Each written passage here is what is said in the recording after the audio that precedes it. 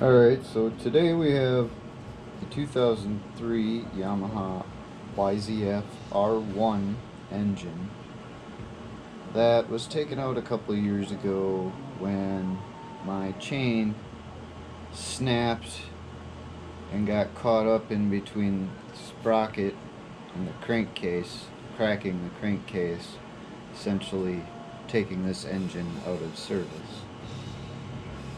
I'm going to do something that you wouldn't normally see someone do. I am going to take the old clutch, friction plates, steel plates, the whole shebang out of the clutch basket and put it in my new motor that I replaced it with because the new motor's clutch started to smoke.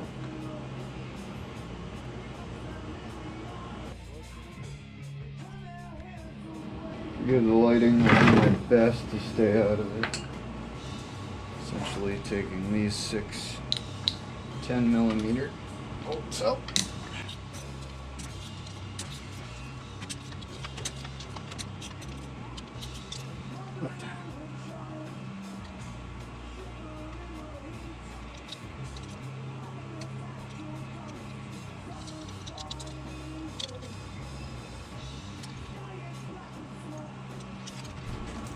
Your 6 bolts holding the washer that holds the spring washer down.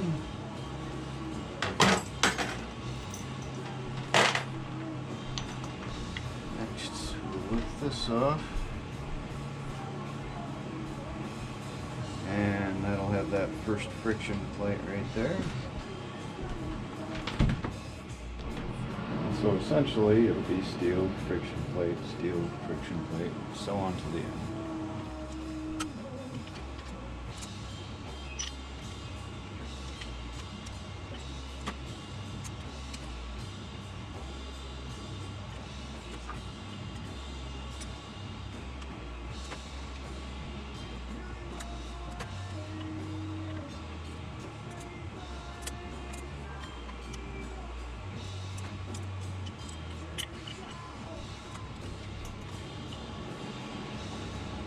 Now, try to remember that last ring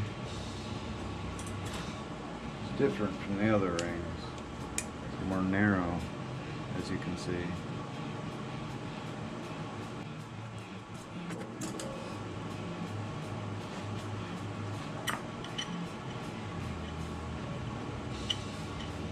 Beyond that, it's this thin washer. Remember, it says outside right here. Make sure that stays on the outside of the engine. Stays facing the outside of the engine.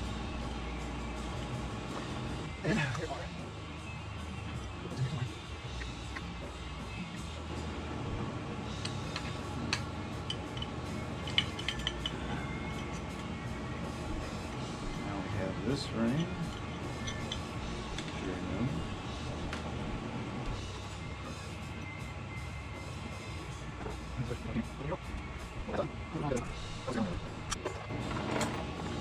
Transport these.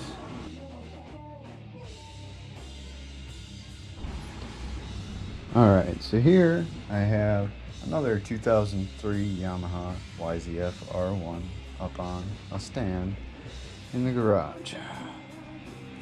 We first remove the fairings, so this way we can move them slightly out of the way since it's covering some of that cover. We'll first need to remove this cable by loosening this nut and then letting down that cable, which will give you plenty of slack to push the wire out from behind and out the back, disconnecting it.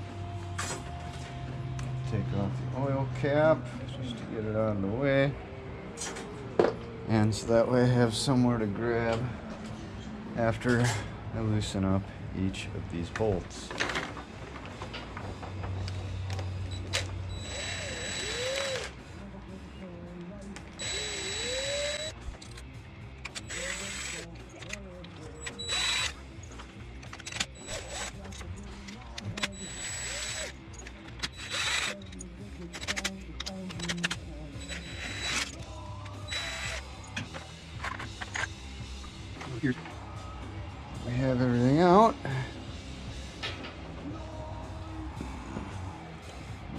pull this lever back to disengage the pin as we pull out.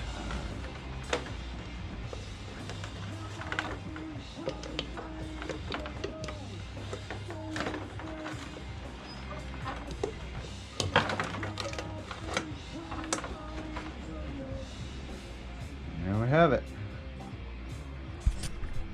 Now we can move these out of the way, kind of tie them up, tie them back, and then we can start disassembling and getting the old friction plates out of this one.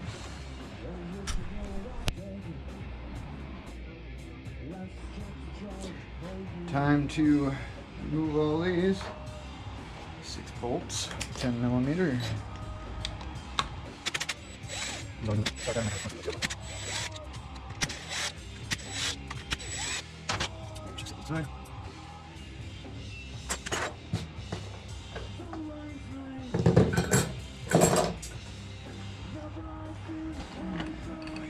Remove this.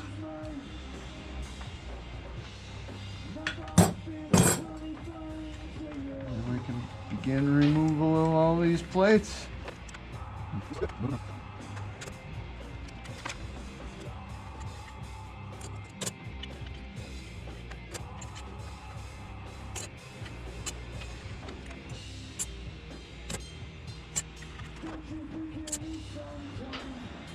Well, at least this one seems to have the retention wire in it that the one on the old bike didn't have. So take a screwdriver and there's 2 little tabs in there.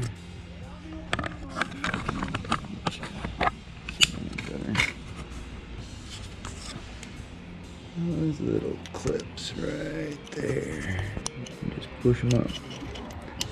The screwdriver, pop them out on this side, and then it'll come out all the way around.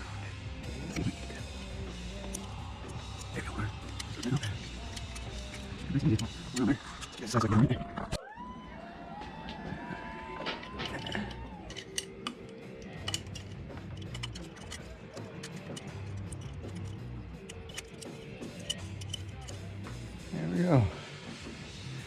Set that aside, definitely don't want to lose that.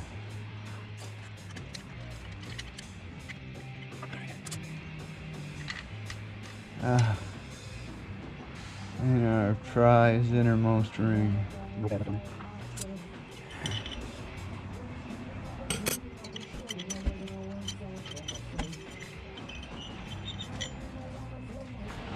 Here I've taken all of the friction plates from the other bike and put them in this brand new Mobile 4T oil for them to soak, and I will cover them shortly here.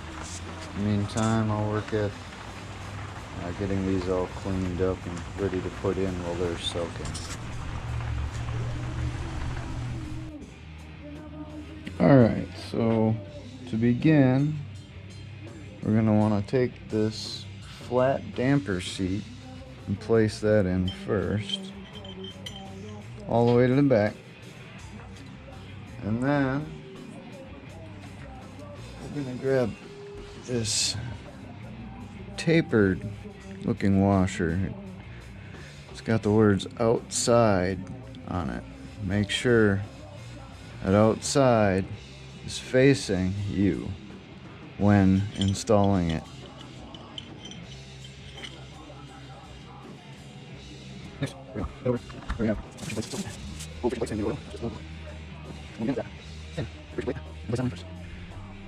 It's that thin friction plate. Starts with 4XV if you ever need to order one. And you just line it up like so. Slide it all the way to the back. Should fit nice and snug. And then grab one of our steel plates and we'll slide that all the way to the back until we can go ahead and put in this retaining wire that holds that plate back and in place. And to do that, you'd like to find the hole that goes through.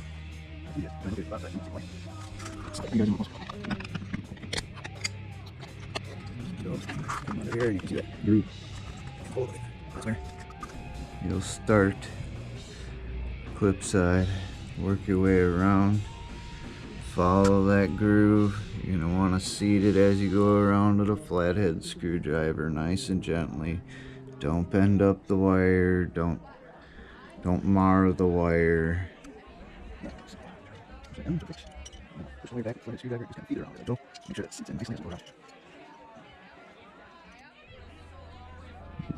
this is what she should look like when she's fully seated.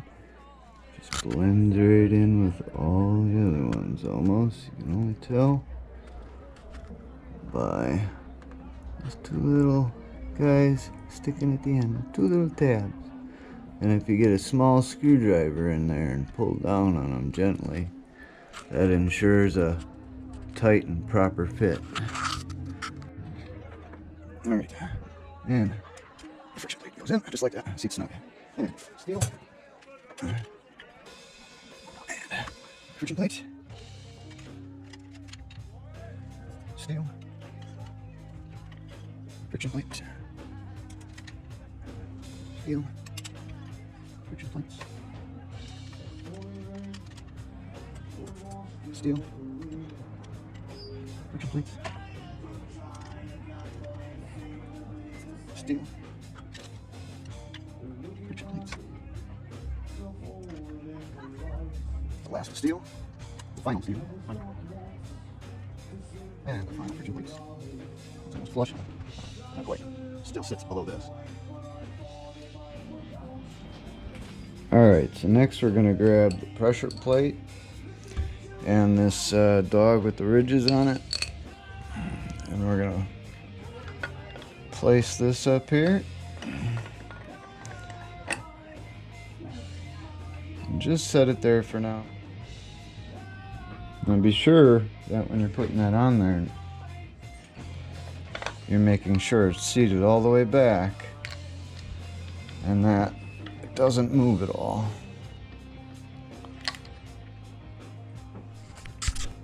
Next, we're going to take the diaphragm seat and the diaphragm spring and we're going to join them together. And then we're going to place them like so. Alright, so next we want to take the diaphragm plate and the diaphragm plate bolts, which are 10 millimeter by the way, and we're going to want to line it up with the fingers here. Just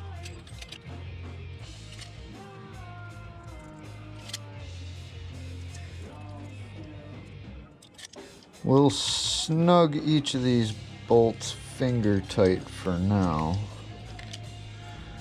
And then we'll tighten the bolts in a star-like pattern to get as even of pressure as we can hope for.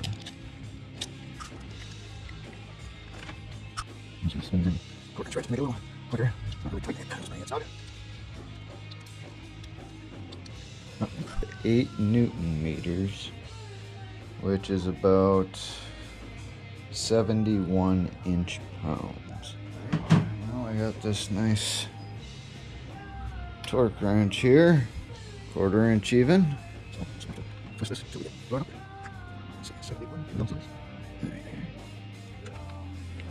That there's 70 and that there's 71. Ratchet around here, star like there. Still gonna go. Put my pressure to go around.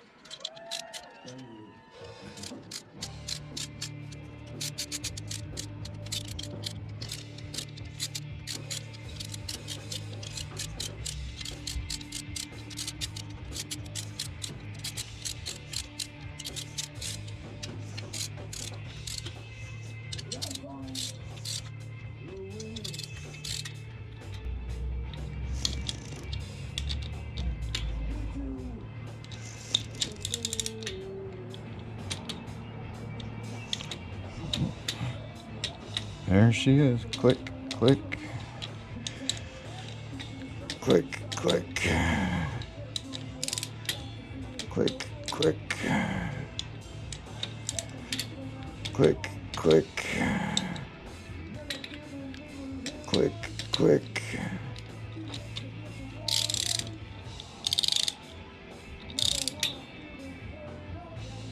Click, click. Alright, just click, click, click, click, click, click. Alright. Once again, we'll make sure to pull the dog out so the clutch actuator arm can grab onto its ridges. And that's why we need to make sure that those are facing the rear end of the motorcycle. Now, inside of the clutch cover, there are these two dowels along the bolt pattern perimeter that will help to guide the cover on. Some people like to lubricate the clutch cover gasket to make it a bit more pliable using oil so that it's less likely to tear while assembling. Also, because it helps hold the gasket in place. Now, if we zoom in a bit here, you see the clutch actuator arm ridges and where that dog sits inside of that hole. And that's what grabs and pulls the clutch.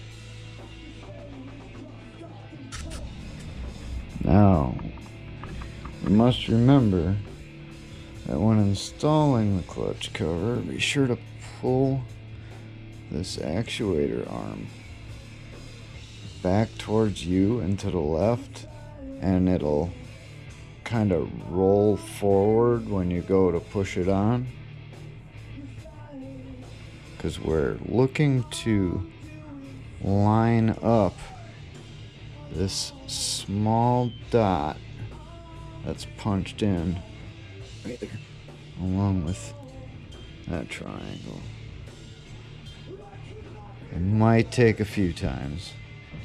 Alright, now that I got the cover pushed on, I hand tighten one of the top bolts on just to hold it in place.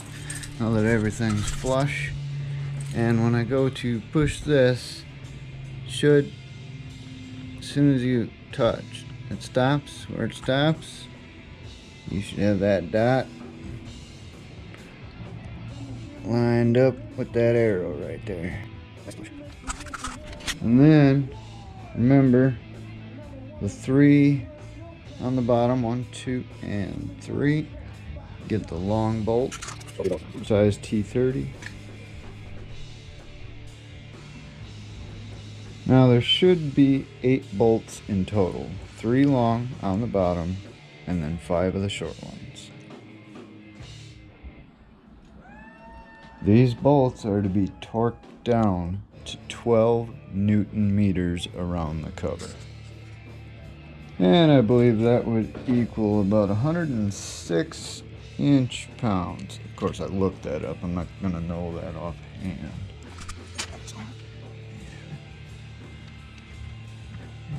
106.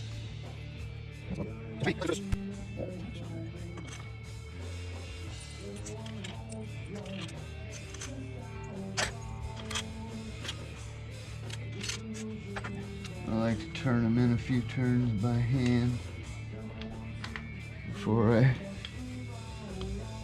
resort to any kind of power tool.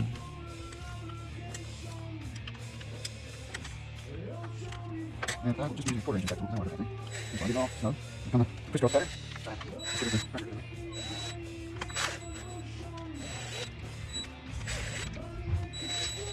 Now that they're all snug, make sure everything's up to torque spec.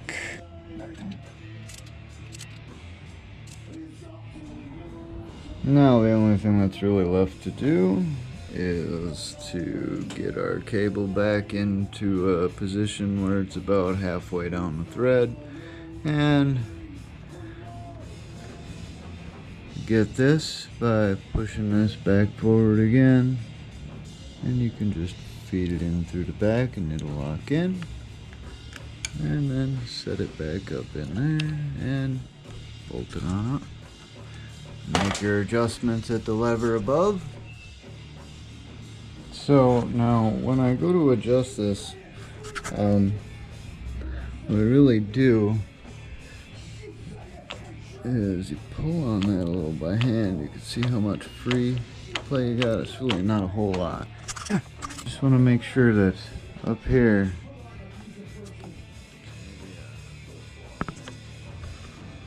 time now to start putting everything back together. So go ahead and slap the bearings back on after cleaning up in here. And let's see what's down the road. Alright, you can see that foot start on. Alright, using the ignition.